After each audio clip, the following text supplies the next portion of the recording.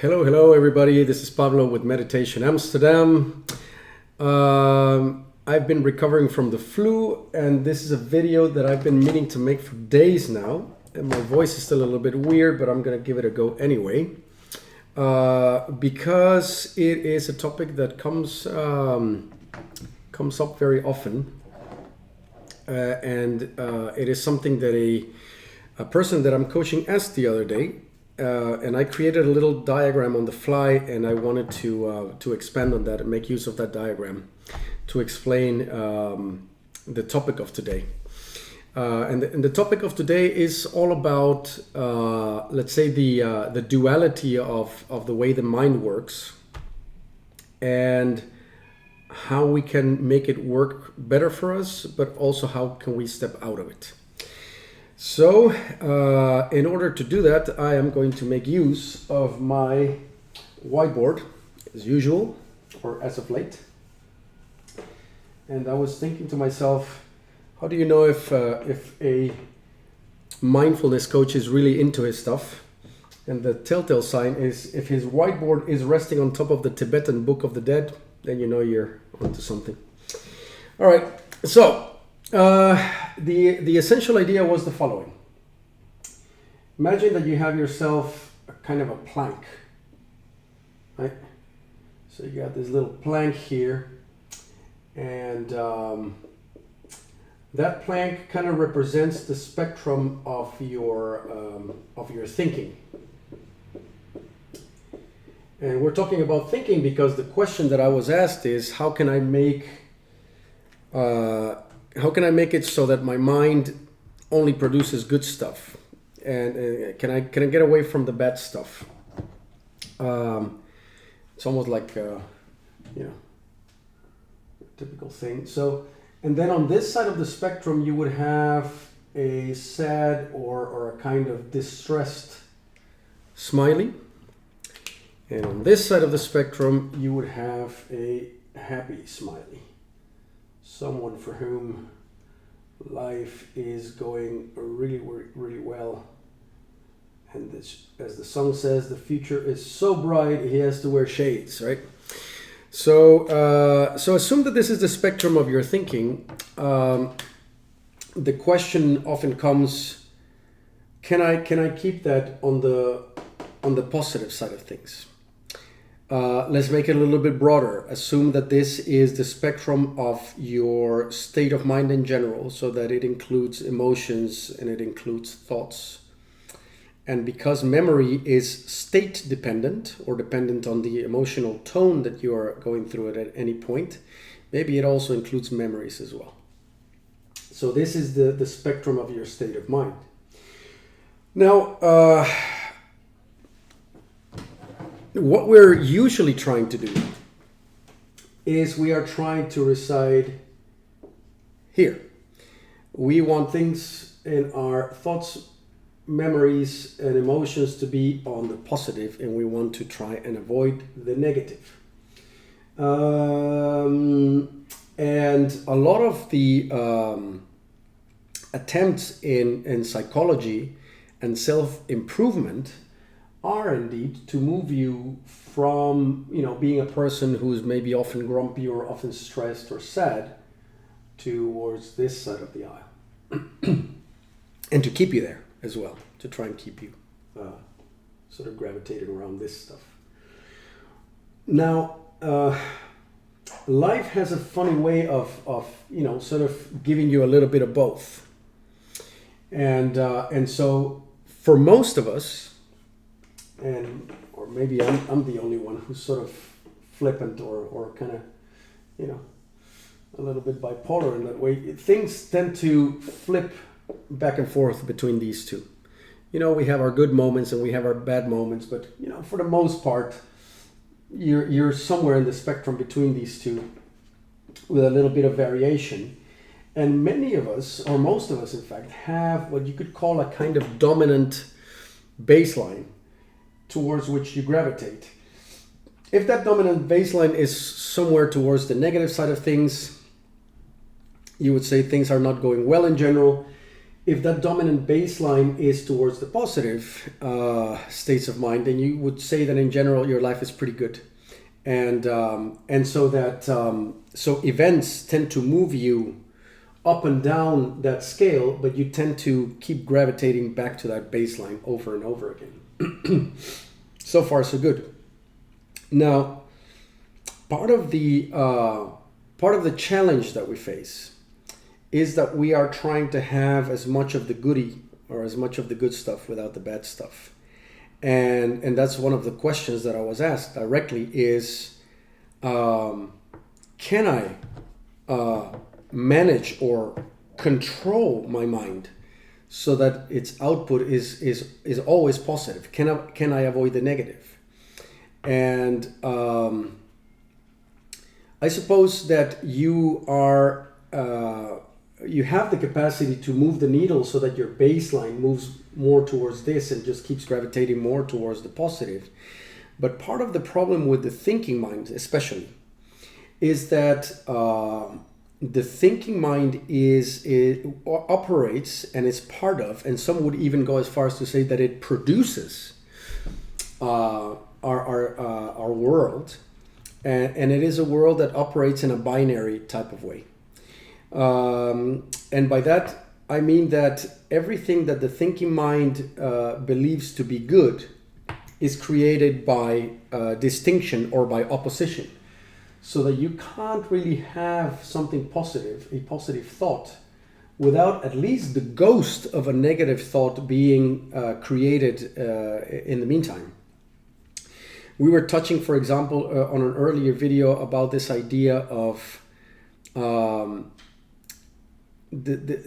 how desire pushes things away from you. Because desire, you would say like, oh, I'm desiring for something good. So you want to move in the direction of the green smiley. But what it really does is it reinforces the sense of lack. So it moves you towards the towards the opposite smiley. So to that point, actually, every single attempt at linearly and forcibly making yourself more happy has within it the admission or the let's say the recognition that something is missing. The desire to move towards the happy smiley carries within it the seed of discontent, and therefore the implicit lack that you feel within, which is the thing that's pushing you to desire the happy smiley in the first place. So if you try to go from here to here, that very desire implies that you are in a part of the spectrum that you dislike, and so it creates its own resistance as you try to move in this direction. So to fight the battle on the plane of opposites, or the plane of duality, is a very tough road ahead, because duality keeps always playing positive and negative against each other in an endless tug of war. So the yin and yang constantly playing or battling against one another. Another element that is interesting to mention in this dynamic is that your degree of flippancy and variability between these two would be the distinction between what we call normal and someone that you might call bipolar, which is perhaps more frequent but also more violent flips between the positive and negative, whereas you'll have people that are much more stable, for better or worse, right? You could be stable on the warm end of the pool, which is here, or you could be more stable here, but you are stable, so you're not bipolar. So that somebody who's depressed might be somewhere around here, someone who's suicidal might be somewhere around here, but they could be stably so, as opposed to flipping from manic to depressive, which is the bipolar idea. Now, bipolarity is when this dynamic is so obvious that it's worth labeling and diagnosing and trying to stabilize things. But from the point of view of meditation or the the Vedic type of scriptures and people who take this whole dynamic much more seriously, this entire dynamic here is dysfunctional because they consider it bipolar. Even if you wiggle around just a little bit, they go like, well, you are caught in a bipolar yin yang or positive negative goody baddie dynamic, and that is already bipolar, even if the jump is not too big back and forth. So there's then so in general, when we talk about meditation and when we talk about cultivation, it's strange to mention it this way, but we consider both ends to be equally dysfunctional, because being here and being sad about it or being discontent with your upset is as bad. The mechanics are as bad as being super entranced and completely engrossed in the joyful end of the pool, because to the degree that you are identified with these positionalities is to the degree that you are entrapped by the dynamic, the bipolar dynamic of being joyful or being sad, or having good versus bad thoughts. So it is your identification with either position that the meditative disciplines see as dysfunctional, regardless whether you are in the warm side of the pool or not. You are identified with the content of these mechanics. So what we are trying to do when we go for less from a psychological point of view of making the trying to reside on the glass half full side or the sunny side of the street side, is we are trying to find something else altogether, and that is best depicted by an area of this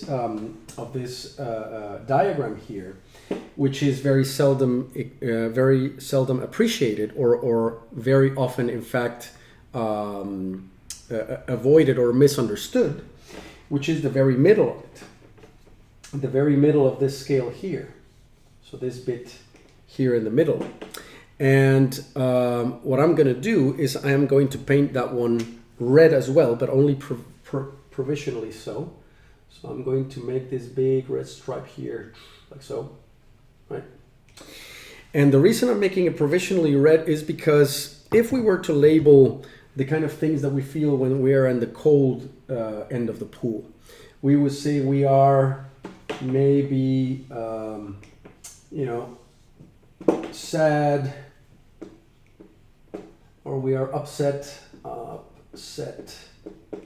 angry, right? Angry. Those are the kind of things that we feel over here. And this side of the pool, the warm end of the pool, is where suddenly we are feeling happy, right? Joyful, or we are feeling empowered, so power, and those kind of things. Here in the middle, we tend to identify this as more sort of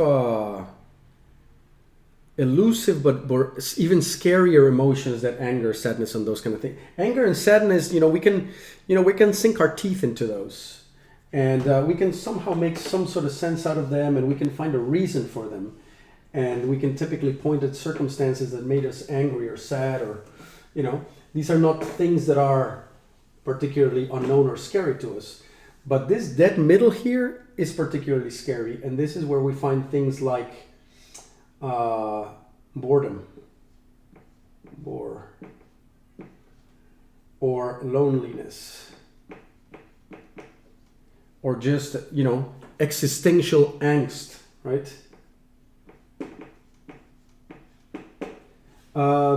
Because this neutral middle here is, for those who are familiar with snowboarding, you want to use the edges of your board to always have grip on the situation. But when you are snowboarding and the board is dead flat, you start to slide around, and bad things can happen. So this middle here feels like that, especially to the thinking mind, because it can't grasp it. It's a void. It is a void, and therefore it is it wants to be avoided, right? It doesn't want to fall into this void because the thinking mind doesn't know who it is in this void. That's why it feels lonely and bored and lost and existentially scared. So it tries to really avoid this void. I didn't plan for that, by the way. But it doesn't want to be here and encounter these things. Now, that's why I painted red, because for the thinking mind, these things are even worse than the sad, smiley end of the pole. You can't even get a grip on these things or know what to do. However, those of us who understand this neutral middle here know its value, because it has one very peculiar property. See, if you tap into this neutral middle here, yeah. So if whenever I use my black color here to depict neutrality, so say that you are, sad, and from that sadness you try to bring yourself to this very middle where you feel nothing, as opposed to trying to make yourself happy. Or say that you are happy, and from that happy state you allow yourself to enjoy the happy state, but you try to keep an eye out on this sort of, neutral nothingness from which it can be felt. Suddenly you go down this tiny little neutral aperture in your state of mind, and you go to a place which is here, which is where this whole scale, which sometimes goes up and sometimes goes down, is balancing itself. So you encounter what you could call a pivot. And as we all know, if you have a scale, right, of things that are going up and down, which you're always constantly trying to hold up or whatever, the pivot is the strongest, most safest and immovable point in this entire mechanism. Now, finding that pivot requires you to become less reluctant to feel boredom and loneliness and neutrality. In other words, to feel nothing, which is scary. Most of the time we are even creating drama to feel something rather than to feel nothing, right? In other words, the thinking mind would rather feel shitty than to feel nothing, because that void is very scary. But when we allow ourselves to feel that void, it's a very narrow opening that can take you to realize that there's a part of this entire mechanism in which you can reside, which is no longer dominated by the bipolar or the binary nature of goody and baddie. In other words, as lame or boring as that may sound, in the meditative practices, we are not really trying to max out on what on the surface appears to be happiness, or to minimize what on the surface appears to be sadness or anger. What we're trying to do is we are trying to find the neutral middle from which both of these can be observed and transcended, so that we are not bound by the limitations, by the binary or bipolar limitations of this mechanism here. Yeah. And what you come to find is that you were never, the self that you are was never limited to the binary good versus bad dynamic, but you are in fact the observer. I'm going to draw this eye here, and by doing that, this diagram becomes dangerously close to, like, the triangle with the all-seeing eye, who can like illuminate, and suddenly you got like this sort of Freemason type of symbols or whatever. But you get what I mean, right? So that symbology is not a coincidence. So this sort of stable fulcrum or base from which the play of the world, which is sometimes throwing good things at you and bad things at you, or the play of your mind, which sometimes comes with beautiful thoughts and sometimes it creates ugly thoughts, or the play of your heart, which sometimes has nice emotions or bad emotions, it can all be simply observed and neutralized from here.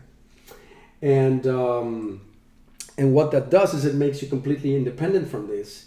And yes, as an indirect byproduct of that, it just so happens that your general state moves more towards the warm end of the pool, but it is not through a moving away from the baddie that you do that, because when you move from neutrality, so from here you can move to here without the resistance of this pulling you back. Yeah, that's the big trick. So that this is by far the most valuable and safe place to find. And so that when we do meditation, or when we do breath work, or when we do any of the practices that are supposed to get our nervous system to be a little bit more attuned and get our our hang-ups resolved, what we are trying to do is being ever more able to find and reside in the neutral middle of the self, as opposed to the bipolar goodie or the baddie, in which you are too close to the action and you're dragged around left and right, constantly trying to go to the smiley, to the happy smiley, not knowing that the very attempt to go directly to the happy smiley is held back by the admission or by the rejection, and therefore resistance to wherever you are, a little bit closer to the unhappy smiley. So that's in essence the dynamic that we are trying to avoid. And so many of the exercises and drills that we try to put in place are there to get us to find this neutrality and this vantage point, in order to better understand this, be less affected by it, but be also more effective at creating a better position in the dual dynamics of the mind, or the world for that matter. So I hope that makes sense. I hope it helps put into context some of the work that a mindfulness coach or general meditation would try to do. Many people approach meditation to try to get closer to the green smiley and away from the red one. In a direct attempt to do so is most likely not going to work that way, and that's also not what meditation is about. But it is also not about being totally happy and content with being in the sad side of things, because that would be just silly. We do want our life to improve, but we do it indirectly by finding the neutral observation point from which this scale tipping back and forth can be better understood and less less able to affect our state of mind. So I'll be back with more videos soon. Cheerio.